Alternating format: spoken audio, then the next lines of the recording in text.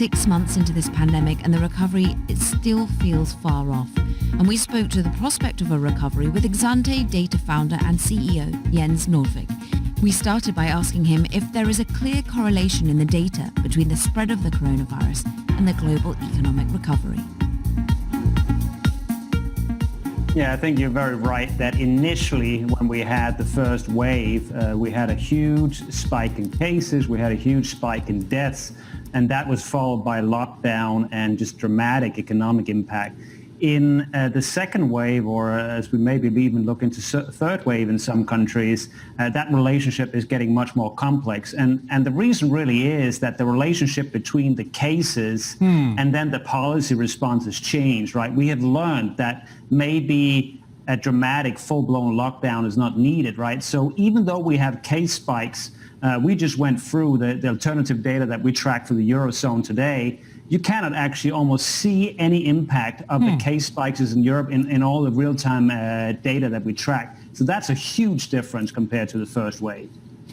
And in terms of, therefore, policy in action and the decision, Trump just saying it in his latest press conference that we will not see a US economic shutdown like we did previously, whereas in the UK we're starting to see some increases in social distancing, well, in terms of ensuring we're not seeing such bigger group gatherings. In Paris, there's mandatory face masks, but there's a hodgepodge of decision-making in Europe and indeed in the US.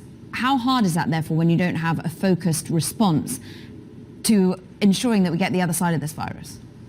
Yeah, I think one of the things we have learned is that there's a couple of things you can do that has a huge impact on the transmission of the virus that is not locked down. So if you avoid super spreading events, that's really important.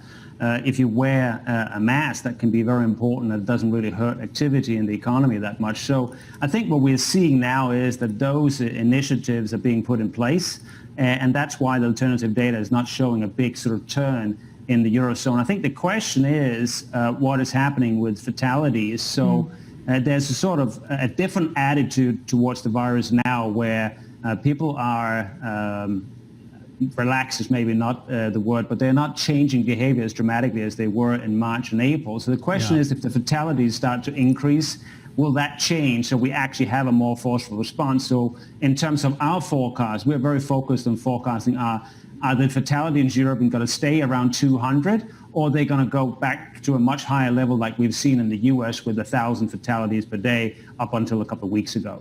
And is that data, though, do you think that the politicians themselves and the bureaucrats and the folks in charge, are they more now focused on the fatality data or new infection rates? What are they looking at most?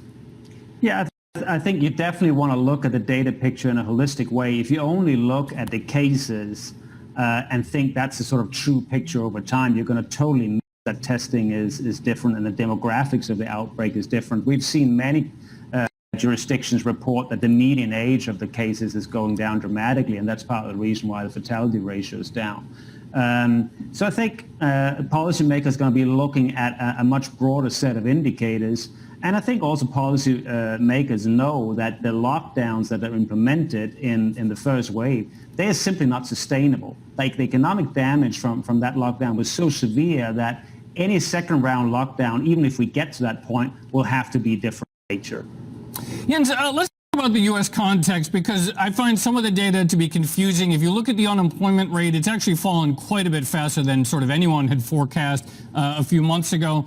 On the other hand, you could look at claims numbers, as I just did, and it's a stall, or it looks like it is, as having flatlined the last 5 weeks.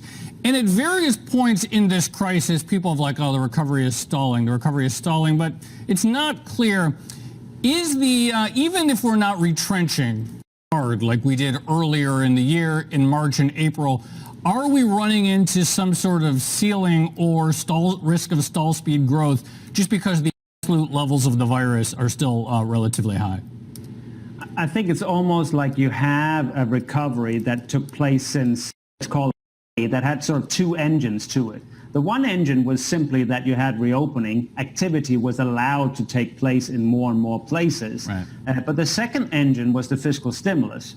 So I think in relation to the reopening, I think in the U.S., I think we can have a reasonable degree of confidence that looking a month or two out, probably the reopening will continue to progress. We had the restaurant opening, the announcement in New York was sort of a symbolic thing. Yeah. But the big question mark is around the second engine, around fiscal stimulus. That looks a lot more uncertain. And I think the question is, can this recovery, the pace of which is already in question, be sustained with just the one engine, the reopening, and not really the fiscal juice? That, I think, is the problem. And that's a question that's being debated in Europe as well. We've seen Germany extend their fiscal support, particularly for the unemployed, out through to 2021. But then you see the UK and the Chancellor there really having to push back on extending their support and their ongoing furloughing of and support of the employee base past October. And what do you see, for example, for the UK at the moment? Are they taking the right path? I mean, particularly they seem to be making their own hole for themselves with Brexit too. Well, I guess it's a question of whether we move into a domain where people don't care about levels of deficits at all, right? So we've already seen a seismic shift this year where people are willing to embrace deficits of a level that was really viewed as unthinkable before, right? So the UK is a place where they have very large fiscal deficits, but nevertheless, they're not willing to just go to any level of deficit, and therefore there's talk of tax hikes and so forth. And that's certainly feeding into the economy and perceptions about where the economy is heading. And it's feeding into interest rates as well. There's now pricing of negative interest rates in the UK that is a function of what's going on the fiscal side. Long term on the fiscal question, you mentioned that there's been this view, deficits are now more tolerated than they have in the past. Do you think this is going to be a permanent feature of the post-crisis landscape, or is it, okay, maybe we'll get one more big stimulus, but nothing will, the end will just go back to macro management, kind of like what we used to see? I think fundamentally speaking, we're in a world where interest rates are pretty much zero in all major economies, with China being the one exception, right? So the fact that monetary policy is pretty much out of juice means that we have to do fiscal policy to get any stimulus in the pipeline. So that's a shift that is not going to go away. Then there's another question about, okay, is the politics going to allow it?